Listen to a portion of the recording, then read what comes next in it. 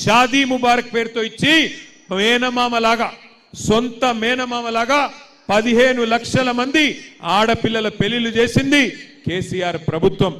అదే ఆడపిల్ల కడుపులో ఒక బిడ్డ పడితే నేను సర్కారు దవాఖానకు పోయి ప్రసూతి చేయించుకుంటా, అక్కడికి పోతేనే మా మేనమామ కేసీఆర్ ఇచ్చే కేసీఆర్ కిట్టు వస్తుందని చెప్పి సర్కారు దవాఖానకు పోయి ప్రసూతి చేయించుకుంటే మగబిడ్డ పుడితే 12,000 రూపాయలు, ఆడబిడ్డ పుడితే 13,000 రూపాయలు.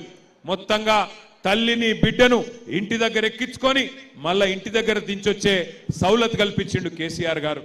అట్లాగే బ్రహ్మాండమైన కార్యక్రమాలు వృద్ధులకు, వితంతువులకు, ఒంటరి మహిళలకు 2,000 పెన్షన్, వికలాంగులకు 4,000 రూపాయల పెన్షన్, హైదరాబాద్లో ఉండే మా గరీబు అన్నదమ్ముళ్లకు మరి బ్రహ్మాండంగా 1,50,000 పట్టాలు జీవో నంబర్ 58, 59 కింద ఇచ్చింది కేసీఆర్.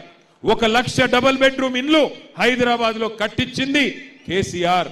ఇంటింటికి 20,000 లీటర్ల మంచినీళ్లు ఉచితంగా ఇచ్చింది కేసీఆర్ ప్రభుత్వం. ఇట్లా చెప్పుకుంటూ పోతే అప్పుడే పుట్టిన పిల్లగాడి నుంచి పెద్ద వయసులో ఉండే పెద్ద మనుషుల దాకా అందరినీ ఆదుకున్నది కేసీఆర్ ప్రభుత్వం. ఒక దిక్కు పేదవాళ్ళని మంచిగా చూసుకున్నాం, మరొక దిక్కు హైదరాబాద్లో అందరి కారోబారు మంచిగా నడవాలంటే పరిశ్రమలు రావాలి, ఐటీ రంగం పెరగాలి, రియల్ ఎస్టేట్ పెరగాలి. ఆ పని చేసినాం 10 ఏళ్ళు. దానివల్ల ఏమైంది?